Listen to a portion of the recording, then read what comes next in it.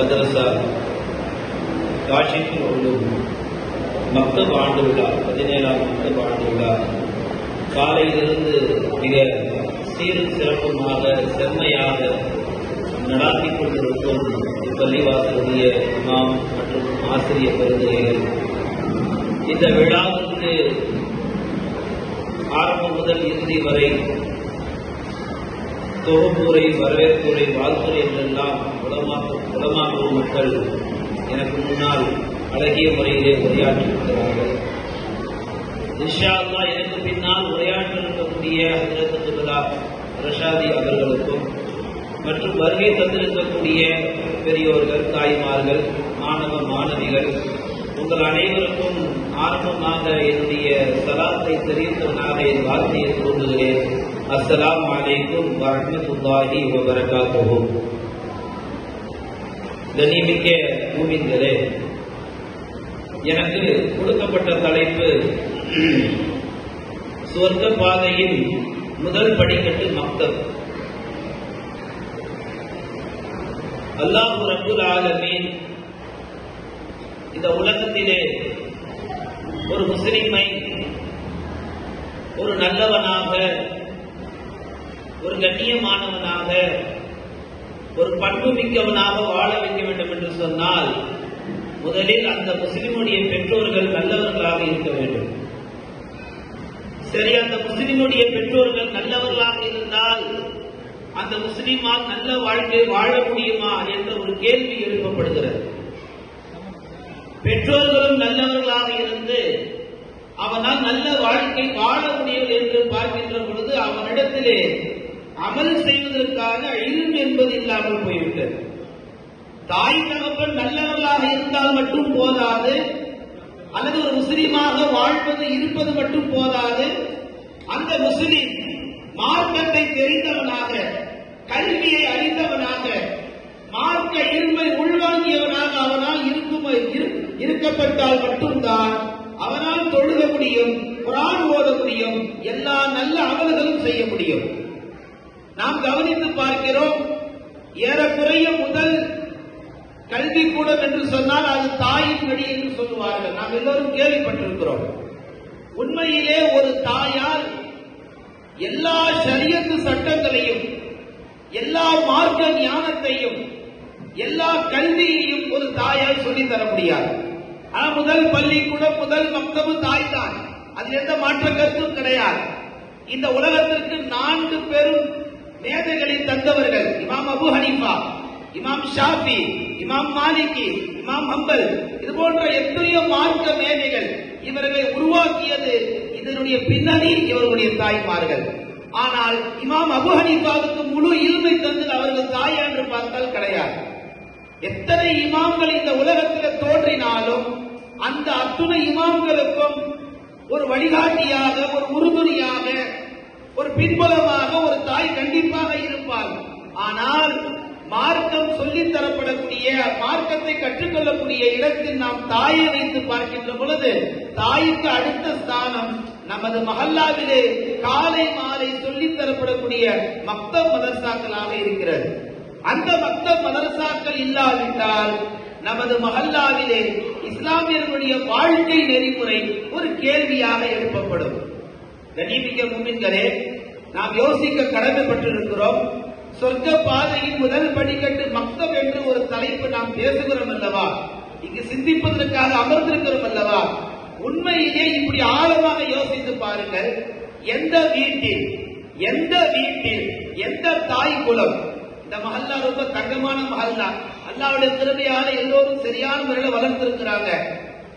வளர்க்கப்படாத மஹல்லாக்களை பார்த்து நாம் கேட்கிறோம், எந்த வீட்டில் எந்த தாய்மார்கள் தங்களுடைய பிள்ளைகள் இரவில தூங்க செல்ல துவங்குவதிலிருந்து தூங்குவதற்கு முன்னான துவாக்களை ஓதி தந்து, அவன் தூங்கியதற்கு பின்னால் தூங்கி எழுவதற்கு முன்னால் முன்னால் தாய் முதன்மையாக எழுந்து அந்த பிள்ளைக்கு தூங்கி எழுந்து துவாவை சொல்லிக் கொடுத்து அந்த பிள்ளையை மலங்களும் கணிக்க எப்படி போக வேண்டும் என்ற வாழ்க்கை சுண்ணத்துக்களை அந்த மலங்களும் சுண்ணத்துக்களை சொல்லிக் கொடுத்து அவன் வெளியே வந்ததற்கு பின்னால் அந்த துவாவை சரியாக ஓதுகிறான் என்ற பரிசோதித்து அவன் ஒது எப்படி செய்கிறான் என்று அவனுக்கு பக்கத்தில் நின்று அதை பார்த்து அவன் தண்ணீர் எப்படி அருந்துகிறான் அந்த ஒழுக்கங்கள் அந்த சுண்ணத்துக்களை சொல்லிக் கொடுத்து அதை பார்த்து அவன் சாப்பாட்டுடைய ஒழுக்கங்களை எப்படி பேசி சாப்பிடுகின்றான் என்ற அந்த சாப்பாட்டு ஒழுக்கங்களையும் பார்த்து அவன் கண்ணாடியில முகத்தை பார்க்கின்ற பொழுது ரசூல் ஸல்லல்லாஹு அலைஹி வஸல்லம் சொல்லி தந்த வழிமுறை பிரகாரம் தான் அவன் கண்ணாடியில பார்க்கும் பொழுதெல்லாம் துஆவை ஓதிவிட்டு தான் பார்க்கிறான் என்ற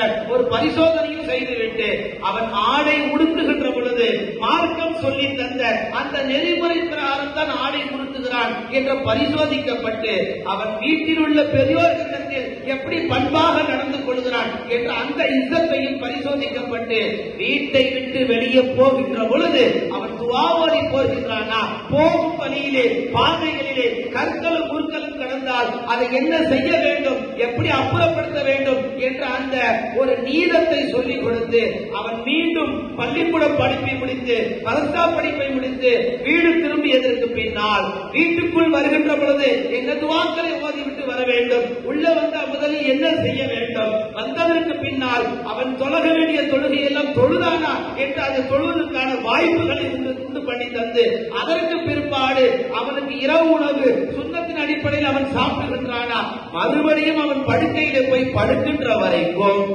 ஒரு தாயினுடைய எவ்வளவு பெரிய பட்டியல் தெரியுமா? அது ஒரு தாய் செய்கிறார்கள் அந்த வீட்டுல அஜத்து பார்த்துப்பாங்க.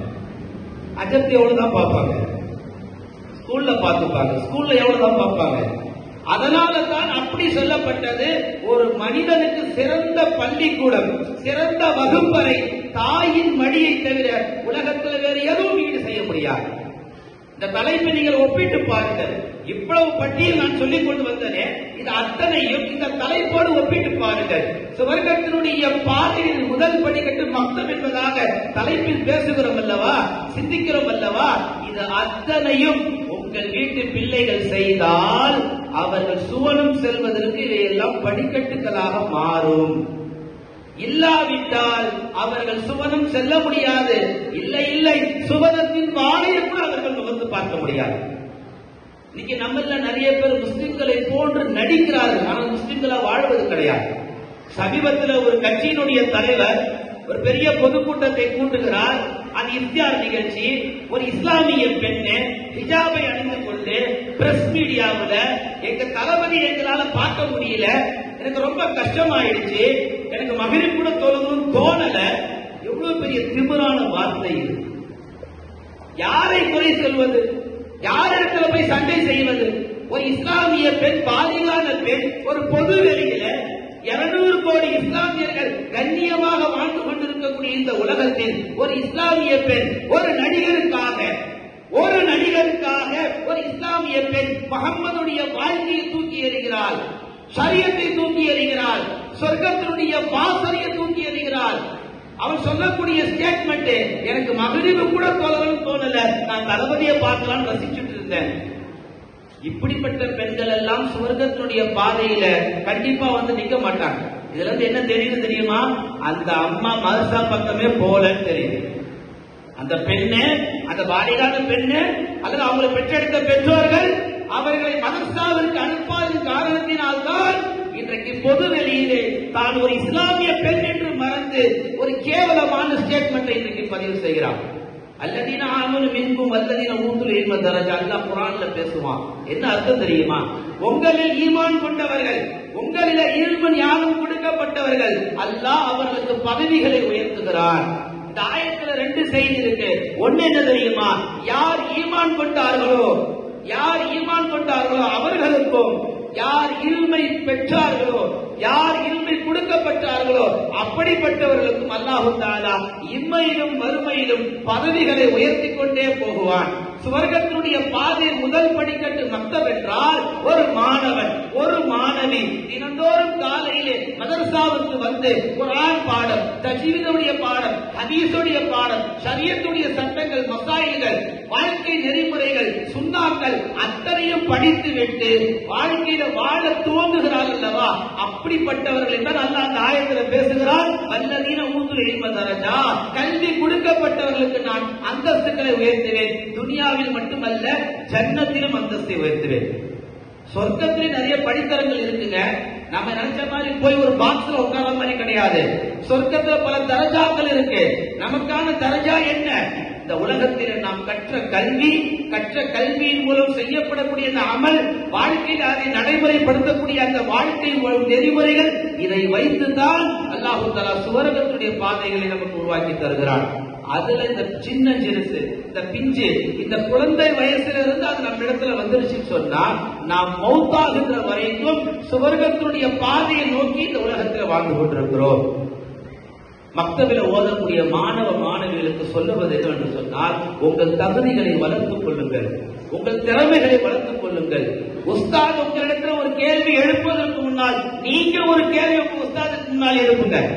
நாங்கெல்லாம் மனசால ஓதும் போது உஸ்தாதுமார்கள் நாங்கெல்லாம் போய் உட்கார்ந்தாலே இவங்க வந்துட்டாங்கயா அப்படின்னு தடுப்பாற அளவுக்கு சில உஸ்தாதுமார்கள். காரணம் தெரியுமா? அதிக கேள்வி, எல்லாமே கேள்வி. அது ஏன், இது ஏன், இது எப்படி, அது எப்படி, எதனால இந்த மாதிரி கேள்விகள் கேட்கப்படுகின்ற பொழுதுதான் உங்களுடைய சிந்தனைகள் அது விசாலமாக்கப்படும். அவர் பாடம் நடத்துவார், அவர் விளக்கம் தருவார், நாம பொம்மை மாதிரி இருப்போம். அப்படி என்று நாம் ஓதும் காலத்தில் பயந்தால் நமக்கு எந்த வாழ்க்கையில எந்த விஷயமும் தெரிஞ்சுக்காது. மிக மூமின்களே, மாணவர்களே, தாய்மார்களே, மக்தபில் ஓதக்கூடிய மாணவர்கள் தகுதிகளை வளர்த்துக் கொள்ளுங்கள். ஏன்? சுவர்க்கத்தினுடைய பாதை முதல் படிக்கட்டு மக்தப். இதனுடைய பின்பலம் இன்னும் ஆழமாக பார்த்தால், குர்ஆனை யார் அழகாக ஓதுவார்களோ, குர்ஆனை யார் தஜ்வீதின் பிரகாரம் ஓதுவார்களோ, குர்ஆனை யார் இன்ப குரலோடு ஓதுவார்களோ, அப்படிப்பட்டவர்களை அல்லாஹ் நேசிக்கிறார்.